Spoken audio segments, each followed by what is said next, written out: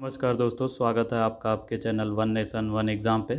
तो दोस्तों, जैसा कि आपको पता है, मैं ऑलरेडी चैप्टर 1 का पार्ट 1 अपलोड कर चुका हूं, जिसमें एलसीएम और एचसीएफ का मैंने कॉन्सेप्ट बताया है, या फिर जो डेफिनीशन के क्वेश्चन पूछे जाते हैं, थ्योरी वाले क्वेश्चन पूछे जाते हैं, उसको बताया है।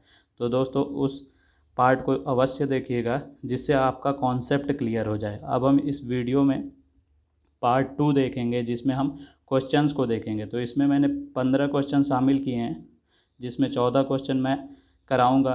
14 अलग अलग प्रकार के हैं, जिससे 14 टाइप के क्वेश्चंस आपके तैयार हो जाएंगे। इसके अलावा किसी भी टाइप का क्वेश्चन आपसे पेपर में नहीं पूछेगा। तो चलिए वीडियो को शुरू करते हैं क्वेश्चन नंबर 1 या फिर टाइप 1 से। तो दोस्तों, जो पहला क्वेश्चन है, 56, 70 और 84 का लसा गुणनखंड विधि से ज्ञात करें। ठीक है दोस्तों, तो गुणनखंड विधि से ज्ञात करना है तो 56 के आपको फैक्टर्स लिखने होंगे। तो 56 के फैक्टर यहाँ पे आप लिख लेंगे। आप इसको रफ वर्क में निकाल भी सकते हैं। ठीक है दोस्तों, तो 2 से कट जाएगा, 2 दूनी के 4, 2 अठे 16, फिर 2 से, 2 एकम में 2, 2 चौके 8, फिर 2 सते 14, फिर 1 सते 7। तब तक करते रहेंगे जब तक लास्ट में 1 नहीं आ जाता।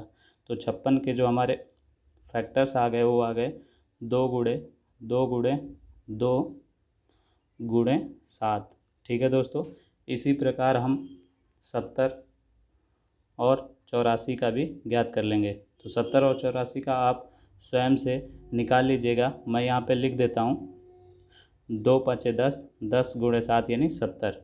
ठीक है, इसी प्रकार 84 का 2 दूनी के 4, 4 तेईं 12, 12 सते 84। ठीक है दोस्तों, अब एलसीएम में क्या करना होता है, जो भी बार बार रिपीट हो रहे हैं उनको घात में लिख लेना होता है। यहाँ 2 कितनी बार है, 3 बार है, तो 2 की घात 3 गुणे 7। यहाँ सब एक एक बार हैं, तो इनको ऐसे ही लिखेंगे, 2 गुणे 5 गुणे 7। ठीक है दोस्तों, फिर अगले में देखते हैं, 2 बार है, तो 2 की घात 2 गुणे 3 गुणे 7। अब हम यहाँ से अपना एलसीएम निकाल लेंगे। तो जो हमारा एलसीएम आएगा, वो सबसे ज़्यादा जो घात होती है उसको लिखते हैं। ठीक है, यहाँ भी 2 है, यहाँ भी 2 है, यहाँ भी 2 है, लेकिन हम एलसीएम में सबसे ज़्यादा घात वाले को लिखते हैं। तो 2 की घात 3, फिर 7 को लिख लेंगे, जहाँ सबकी घात 1 है तो 7 को लिख लेंगे। ठीक है दोस्तों, तो 7 की घात 1, फिर हमारा बचा 5, तो 5 को लिख लेंगे, और फिर बच गया 3। ठीक है दोस्तों, इस प्रकार हमने सबको लिख लिया है। अब हम इसे गुणा कर लेंगे, तो 5 तिहाई 15, और यहाँ 2 की घात 3 लगाए यानी 8, 8 गुणे 7, 8 सते 56। तो 56 गुणे 15 कर लेंगे, 56 गुणे 15, तो हमारा आ जाएगा 840। ठीक है दोस्तों, तो उम्मीद करता हूँ आपको गुणनखंड विधि समझ में आ गई होगी। अब अगला प्रश्न देखते हैं, जो टाइप 2 है, और जिसमें आपसे लसा या एलसीएम भाग विधि से पूछा जाता है। ठीक है दोस्तों, तो भाग विधि में क्या करना होता है, भाग विधि में आपको सबको एक साथ लिख लेना होता है। 513, 1134, 1215। ठीक है, अब हम यहाँ पे अभाज्य संख्याओं से इनमें भाग देंगे, तो इसके आखिरी में 3 है, तो 2 से नहीं कटेगा, यह भी 2 से नहीं कटेगा, यह कट जाएगा, तो हम 2 से इसको काट लेते हैं। ठीक है दोस्तों, तो 2 से 2 पचे 10, फिर बचा 1, 2 छके 12, फिर बचा 1, तो 2 सते 14। ठीक है, अब इसके आखिरी में भी अब विषम संख्या है, तो यह भी अब 2 से नहीं कटेगा।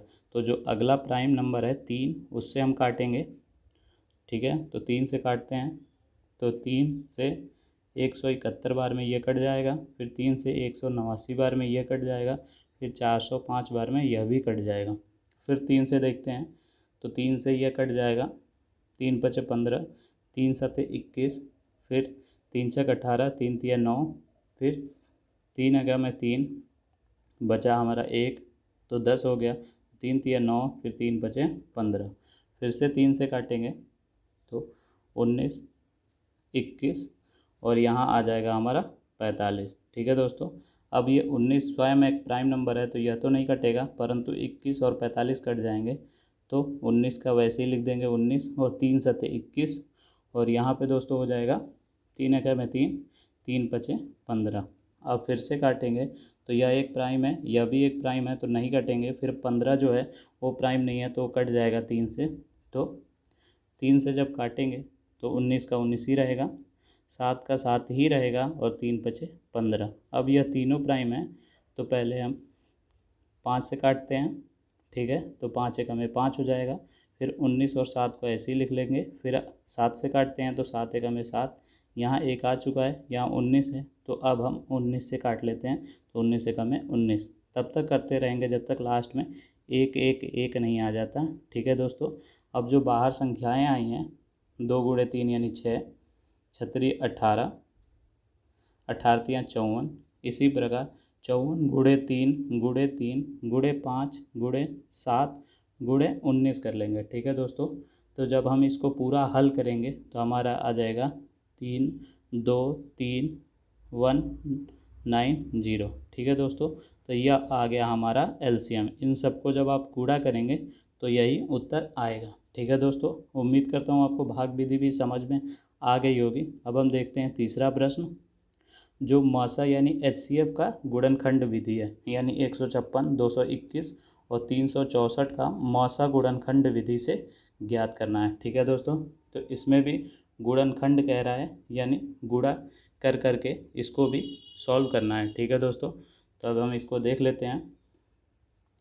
तो 156 के हम फैक्टर लिख लेंगे, ठीक है, क्योंकि ये गुणनखंड है तो इसको गुणे में लिखना होता है। तो आ जाएगा 2 दूनी के 4, 4 तिहाई 12, 12 तेरह जा 156, ठीक है।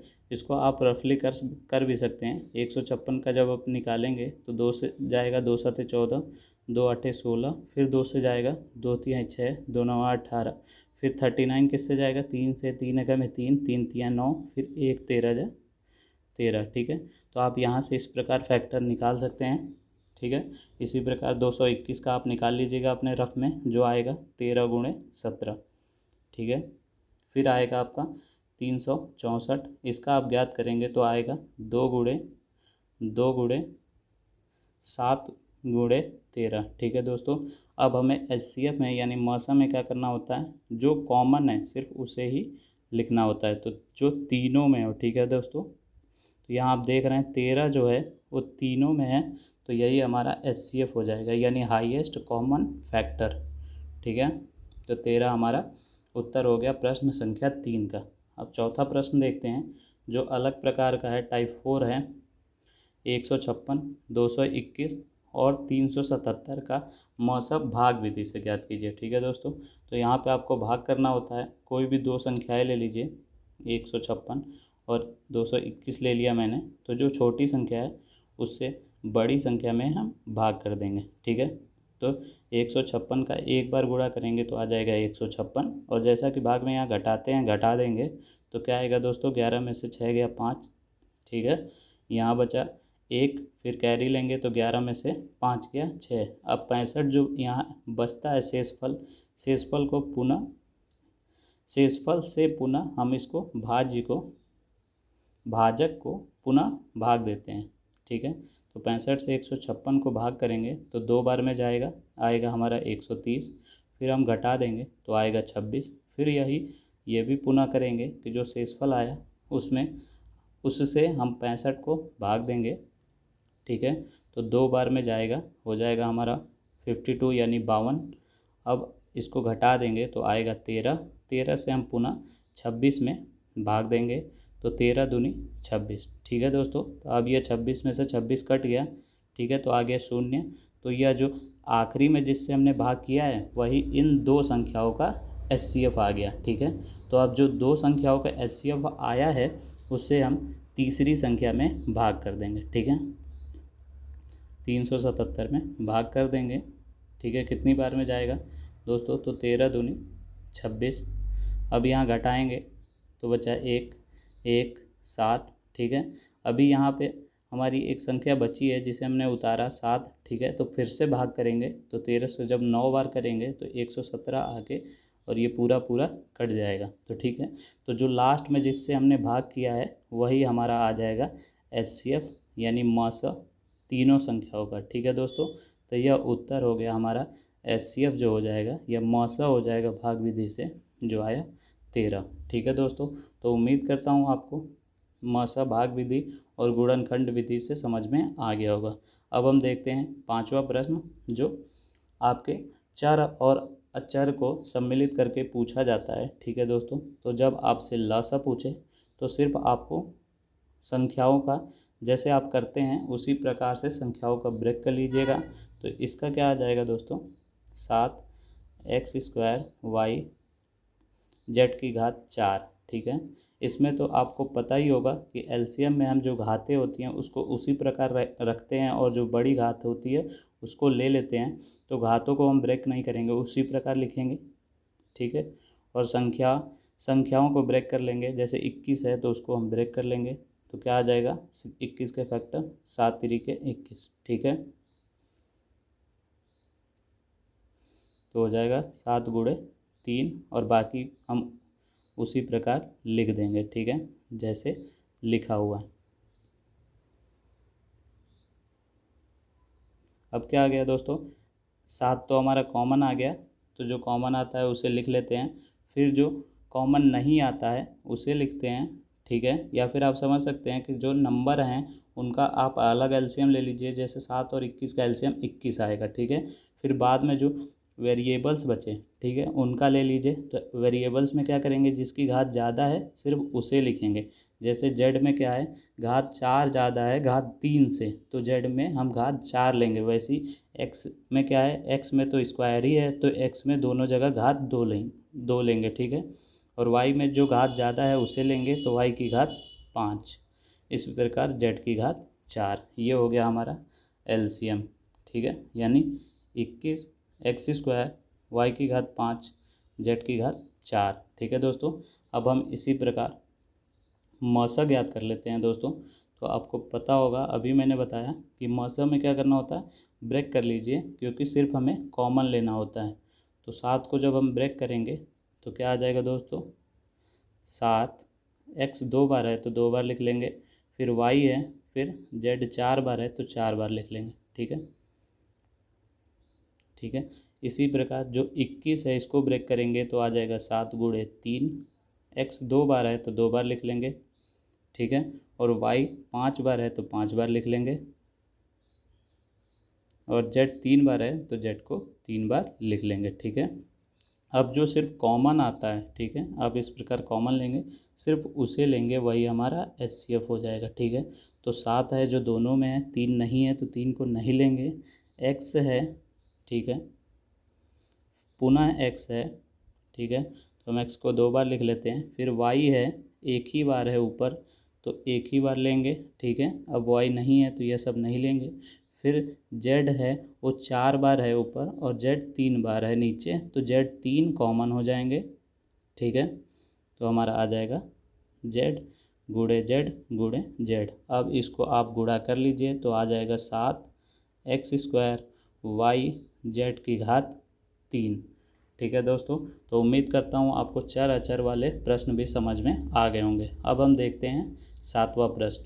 कह रहा है, वह छोटी से छोटी संख्या ज्ञात कीजिए जिसमें 7 घटाने पर वह 12, 16, 18 और 21 से विभाजित हो जाए। यानी इन संख्याओं से कौन सी संख्या विभाजित होंगी, यानी इनसे बड़ी संख्या जो होगी वही तो विभाजित होगी। और पूछ रहा है छोटी से छोटी संख्या। ठीक है, तो छोटी से छोटी संख्या जिसमें 7 घटाने पर, यानी ऐसी संख्या कुछ हमें ज्ञात करनी है जिसमें से अगर हम 7 घटाएं तो इनसे विभाजित हो जाए, यानी इनके पहाड़े में आ जाए। ठीक है दोस्तों, तो क्या करेंगे, हम इन सब का एलसीएम ले लेंगे। ठीक है, एलसीएम लेंगे 12 का, 16 का, 18 का और 21 का। ठीक है, एलसीएम लेंगे तो जो संख्या आएगी वो इन सब से विभाजित हो जाएगी। ठीक है, तो इस प्रकार हम एलसीएम ले लेंगे। पहले 2 से देखते हैं, तो 2 छके 12, 2 अट्ठे 16, 2 नवा 18, 21 एक विषम संख्या है तो नहीं जाएगा। फिर देखते हैं, तो 2 चौके 8, 2 तिहाई 6, फिर 9 एक विषम है तो नहीं जाएगा। फिर 2 दूनी के 4, ठीक है, 9 और 21 उसी प्रकार लिख लेंगे। फिर 2 से 2 एक में 2। ठीक है, अब सारे विषम संख्याएं बची, तो अब हम 3 से भाग देंगे। 3 एक में 3, 3 तिया 9, और यहाँ 21 था, 3 सते 21, ठीक है। अब क्या आया, 3 आया, तो 3 एकम में 3, अब हमारा 7 बच गया, तो फिर एक बार और 7 से हम डिवाइड कर देंगे, तो ये आ गए हमारे फैक्टर्स, ठीक है। तो अब इसका हम गुणा कर लेंगे, 2 दूनी के 4, 4 दूनी 8, 8 दूनी 16, और यहाँ 7 त्रिके 21, 21 गुणे 3, तो 16 गुणे 21 गुणे 3 हम जब करेंगे, ठीक है, 7 त्रिके 21, ठीक है, 16 गुणे 3 गुणे 16, 2 दूनी के 4, 4 दूनी 8, 8 दूनी 16, 16 गुणे 7 त्रिके 21 गुणे 3 जब हम करेंगे तो जो संख्या आएगी 1008, वो इनका एलसीएम है। इसका मतलब ये जो संख्या आई वो इन सब से विभाजित हो जाएगी, पर हमें वह संख्या ज्ञात करनी है जिसमें यह इनसे विभाजित करने पे विभाजित करने पर 7 घटाने पर कटे, यानी इसमें हम 7 जोड़ लेंगे, तो जब हम इन सभी संख्याओं से विभाजित करेंगे तो जो क्या होगा, 7 शेष बच जाएगा, या फिर जब हम 7 घटाएंगे तभी वह विभाजित हो पाएंगे, ठीक है। तो 7 7 14, 1 15, शून्य का शून्य और 1, तो ठीक है दोस्तों, यह वह छोटी से छोटी संख्या है, ठीक है, जिसमें 7 घटाने पर इन सब से विभाजित हो जाएगी, ठीक है। आप देख सकते हैं इसमें से 7 घटाएंगे तो ये आ जाएगा, और ये एलसीएम है यानी लोवेस्ट कॉमन मल्टीपल है, तो यह विभाजित तो होगा ही होगा, ठीक है दोस्तों। तो उम्मीद करता हूँ आपको 7वां भी समझ में आ गया होगा। अब देखते हैं 8वां, वह छोटी से छोटी संख्या ज्ञात करो जिसे 15, 18 और 48 से भाग देने पर प्रत्येक अवस्था में 3 शेष बचे। तो दोस्तों यह भी क्वेश्चन उसी प्रकार है, ठीक है। इसमें भी हम 15, 18 और 48 का एलसीएम ले लेंगे, ठीक है। फिर जो एलसीएम आएगा उसमें 3 जोड़ देंगे, ठीक है, क्योंकि एलसीएम जो आएगा वो तो पूरा पूरा विभाजित हो जाएगा इन सब से, पर हमें 3 शेष बचाना है तो 3 जोड़ देंगे, ठीक है। तो अब हम देखते हैं ये किससे कटता है, तो 2 से काटते हैं। 15 विषम है तो नहीं जाएगा, 2 9 18, 2 दूनी के 4, 2 चौके 8, फिर 2 से 12 बार में, फिर 2 से 2 छके 12, फिर 2 से 2 तिहाई 6, ठीक है। इनको इसी प्रकार हम लिखते रहेंगे जब तक ये कटते नहीं हैं, ठीक है। अब तीनों विषम है तो 3 से कट जाएगा, 3 पचे 15, 3 तिहाई 9, 3 एकम में 3, ठीक है, 3 एकम में 3 फिर से, फिर यहाँ 5 बचा तो 1 पंचे 5, ठीक है। तब तक करते रहेंगे जब तक हमारा लास्ट में 1 1 1 नहीं आ जाता, ठीक है दोस्तों। अब हम इन सबको गुणा कर लेंगे, इन सबको हम जब गुणा करेंगे, ठीक है, 2 दूनी के 4, 4 दूनी 8, 8 दूनी 16, 16 गुणे 3 तिहाई 9 गुणे 5, ठीक है। तो जब हम इसको गुणा करेंगे तो आ जाएगा 720। तो 720 वह छोटी से छोटी संख्या है जो इन सब से विभाजित हो जाएगी, तो हम इसमें 3 जोड़ देंगे, तो जो संख्या आएगी 723, उसमें अगर हम इन तीनों संख्याओं से भाग देते हैं तो 3 हमारा शेष बच जाएगा, ठीक है दोस्तों। तो उम्मीद करता हूँ आपको 8वां प्रश्न भी समझ में आ गया होगा। इसी प्रकार अब हम 9वां प्रश्न देखते हैं। बड़ी से बड़ी वर्गा टाइल की भुजा ज्ञात करो जो बिना तोड़े 64 मीटर 7 सेंटीमीटर और 20 मीटर 21 सेंटीमीटर चौड़े कमरे की फर्श में लगाई जा सके, ठीक है दोस्तों। ये कोई कमरा है जिसकी लंबाई और चौड़ाई दी हुई है, ठीक है। यह मीटर और सेंटीमीटर में दिया हुआ है, तो हम इसको एक यूनिट में कन्वर्ट कर लेंगे। तो जब हम मीटर को सेंटीमीटर में बदलेंगे तो 100 से गुणा कर देंगे, तो क्या हो जाएगा, हमारा जो 64 मीटर 7 सेंटीमीटर है वो हो जाएगा 6400 सेंटीमीटर प्लस 7 सेंटीमीटर, यानी आ गया हमारा 6407। यह आ गया हमारा लंबाई, ठीक है, सेंटीमीटर। इसी प्रकार हम चौड़ाई को भी सेंटीमीटर में बदल लेंगे, ठीक है। तो जब हम 20 मीटर को सेंटीमीटर में बदलेंगे तो आ जाएगा हमारा 100 से गुणा कर देंगे तो आ जाएगा 2000 सेंटीमीटर प्लस 21 सेंटीमीटर, यानी आ गया हमारा 2021 सेंटीमीटर, ठीक है दोस्तों। तो अब यह जो कमरा है जिसकी लंबाई इतनी और चौड़ाई इतनी दी है, इसमें हम किस प्रकार टाइल, बड़ा से बड़ा टाइल लगाएं, ठीक है दोस्तों, कि जो टाइल है वो इसमें फिक्स आ जाए, टाइल को तोड़ना ना पड़े। ठीक है, तो बड़ा से बड़ा जब बात करें तो आपको HCF ज्ञात करना होता है। ठीक है दोस्तों, इस प्रकार के क्वेश्चन में आप किसी भी प्रकार से HCF ज्ञात कर सकते हैं। गुणनखंड विधि आपको अच्छी लगती है तो गुणनखंड विधि से ज्ञात कीजिए, नहीं तो आप भाग विधि से भी ज्ञात कर सकते हैं। तो अब हम इन दो संख्याओं का HCF ज्ञात कर लेते हैं। तो HCF में क्या करना होता है दोस्तों, जो छोटी संख्या है उससे बड़ी संख्या में भाग देना होता है। ठीक है दोस्तों, तो अब हम भाग कर लेते हैं। तो जो छोटी संख्या है चौड़ाई, उससे हम लंबाई में भाग करते हैं। ठीक है दोस्तों, तो यह 3 बार में जाएगा क्योंकि 2 3 6 हो जाएगा। ये तो जो सबसे आगे है वो 6 ही लाना है हमें, तो 3 बार में हम गुणा करेंगे तो आ जाएगा 6 0 6 3। फिर हम इसे घटा देंगे, घटाने के बाद आ जाएगा 344। फिर जो शेष आता है उससे हम भाजक में पुनः भाग करते हैं। ठीक है दोस्तों, तो अब क्या आ जाएगा दोस्तों, हम 5 बार गुणा करेंगे तो आ जाएगा 1720। फिर जब हम घटाएंगे तो आ जाएगा 301। फिर 301 से हम पुनः 344 में भाग करेंगे तो एक बार में जाएगा 301 आ जाएगा। फिर जो शेषफल आएगा वो आएगा 43। 43 से हम पुनः जो भाजक है उसमें भाग करेंगे तो 43 को जब हम 7 बार पढ़ेंगे पहाड़ा 43 का, या 7 से गुणा करेंगे तो 301 आ जाएगा और यह पूरा पूरा कट जाएगा। तो जिससे हमने सबसे आखिरी में भाग दिया होगा वही हमारा HCF आ जाएगा। यानी जो आ गया वो आ गया 43 सेंटीमीटर में हमने बात की थी, तो आ गया 43 सेंटीमीटर। बड़ी से बड़ी वर्गाकार टाइल होगी, यह वह एक वर्गाकार टाइल भुजा होगी जिसे हम उस कमरे में फिट करेंगे और उसे ब्रेक नहीं करना पड़ेगा। ठीक है दोस्तों, तो आपको 9वां प्रश्न भी समझ में आ गया होगा। तो अब हम देखते हैं 10वां प्रश्न। ठीक है दोस्तों, अगर आपको सारे प्रश्न समझ में आ रहे होंगे तो लाइक अवश्य कीजिएगा, और किसी प्रश्न में कोई प्रॉब्लम है तो कमेंट कीजिएगा प्रश्न संख्या और आपको कहाँ समझ में नहीं आया वो। ठीक है दोस्तों, अब 10वां प्रश्न देखते हैं। 3 बर्तनों में क्रमशः, और दोस्तों यहाँ संख्या नहीं लिखी हुई है, 3 बर्तनों में क्रमशः जो संख्या दी हुई है यहाँ लिख लीजिएगा, 396, 882 और 1404। ठीक है, 3 बर्तनों में क्रमशः इतना इतना और इतना लीटर विभिन्न प्रकार का तेल है।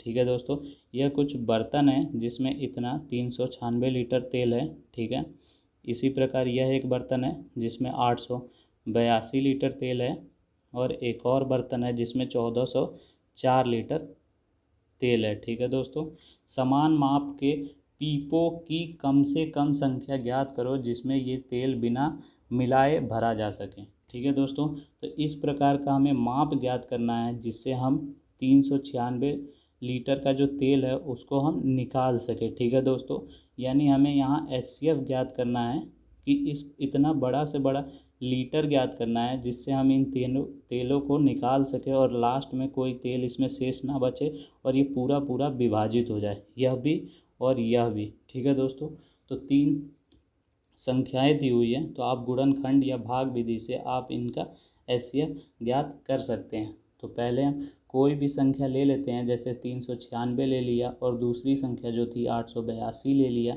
फिर हम इसको भाग विधि से सॉल्व करेंगे। तो 396 को 2 से गुणा करेंगे तो आ जाएगा 792। ठीक है, जो शेष बचेगा शेषफल आएगा वो आएगा 90। तो 90 शेषफल से हम भाजक में पुनः भाग करेंगे। ठीक है, तो 4 बार करेंगे क्योंकि 9 चौके 36। ठीक है, जो इसके करीब आ जाएगा और इससे बड़ा नहीं होगा।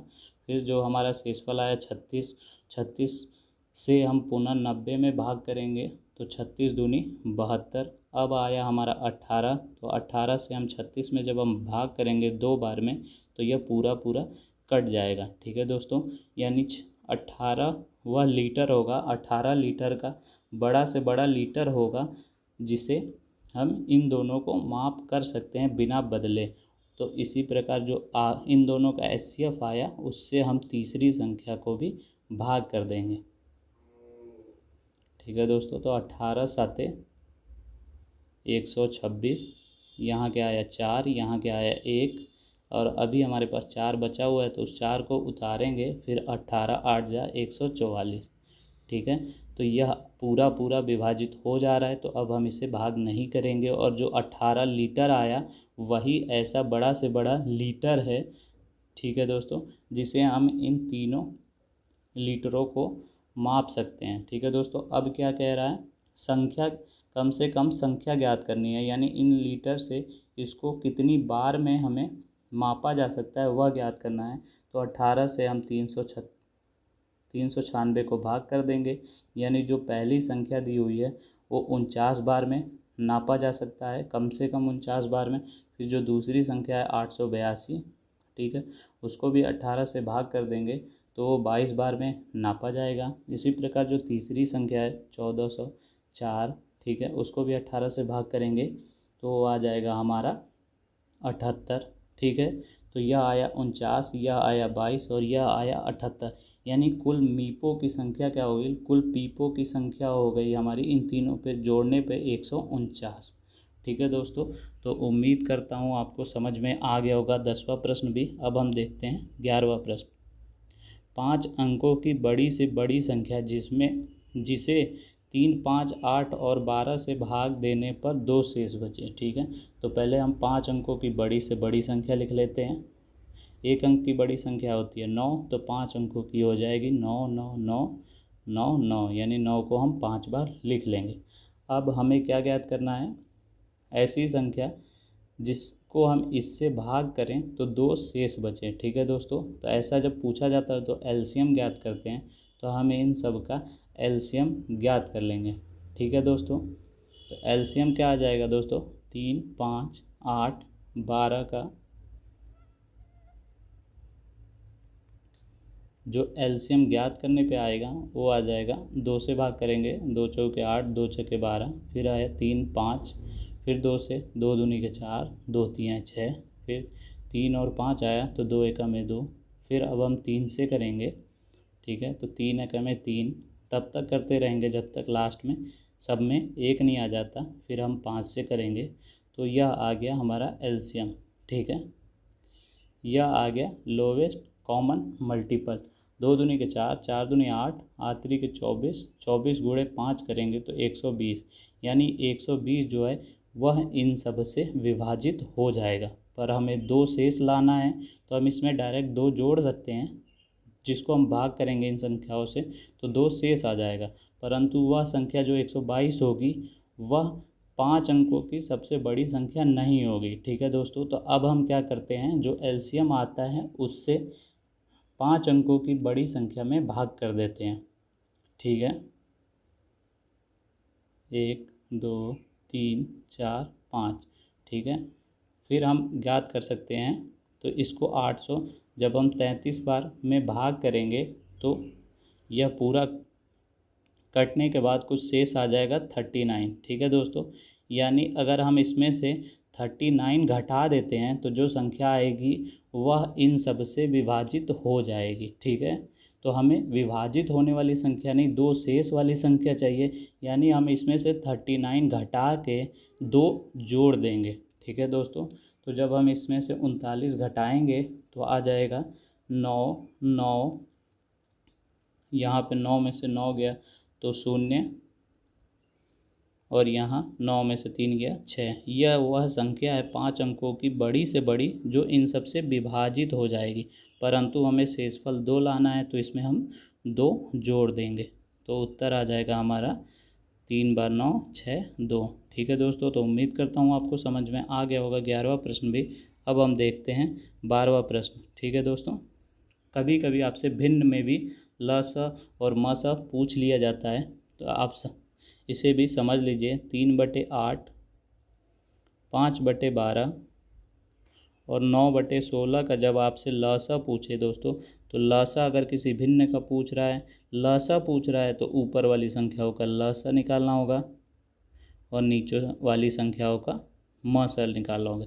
इसी प्रकार जब आपसे म स पूछे तो ऊपर वाली संख्याओं का म स निकालिएगा और नीचे वाली संख्याओं का लसा निकालिएगा। ठीक है दोस्तों, तो लसा क्या हो जाएगा दोस्तों, इन तीनों का जब आप लसा ज्ञात करेंगे तो आ जाएगा दोस्तों 45, आप निकाल लीजिएगा।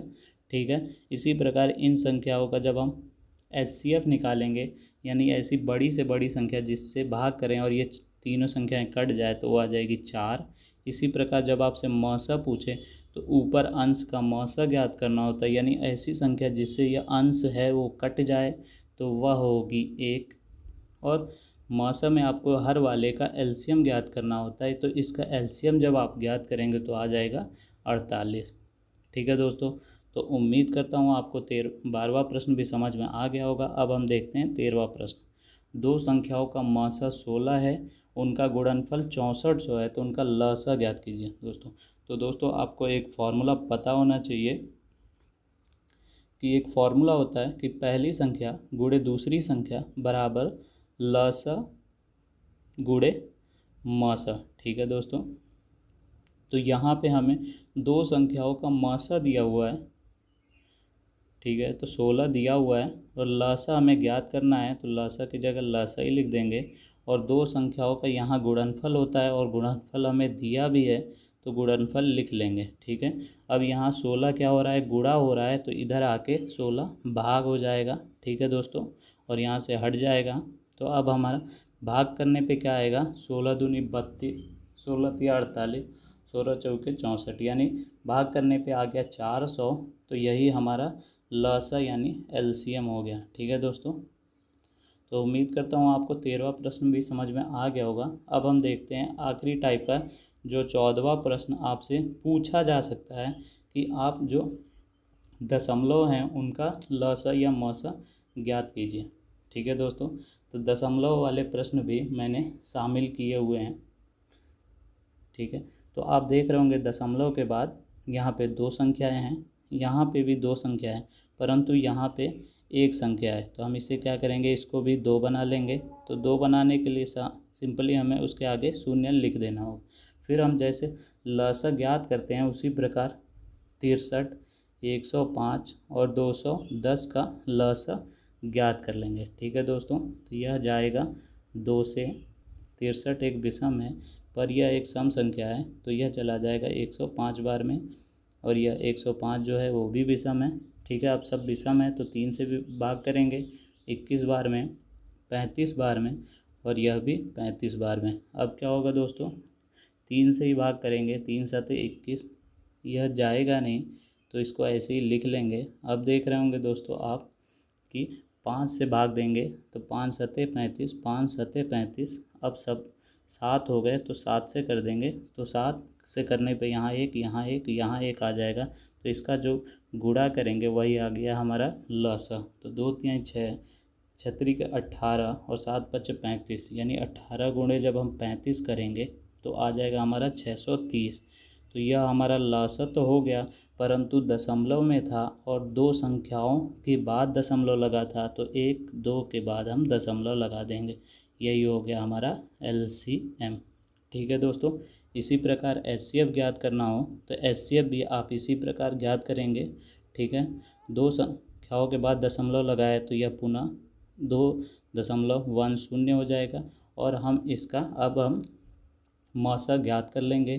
तो पहली संख्या से दूसरी संख्या को भाग करेंगे, तो 63 से जब हम 105 में भाग करेंगे तो एक बार में जाएगा 63, जो शेषफल बचेगा उससे हम पुनः भाजक में भाग करेंगे जो एक बार में जाएगा, और 42 को जब हम घटाएंगे 63 से तो आ जाएगा 21। 21 से हम पुनः भाग करेंगे 42 में, तो 21 दूनी 42, यानी अब यह कुछ नहीं बचा, शून्य बचा, तो यहीं हम छोड़ देंगे। और जो 21 आ गया वो इन दोनों का एचसीएफ आ गया। तो जो एचसीएफ आता है दो संख्याओं का, उससे हम भाग करते हैं तीसरी संख्या में। तीसरी संख्या क्या है दोस्तों, 210 है। तो 21 से हम 10 बार में जब भाग करेंगे तो 210 कट जाएगा और शून्य आ जाएगा, यानी अब हम इसके आगे भाग नहीं करेंगे, और जो 21 आ गया यही आ गया हमारा मौसा।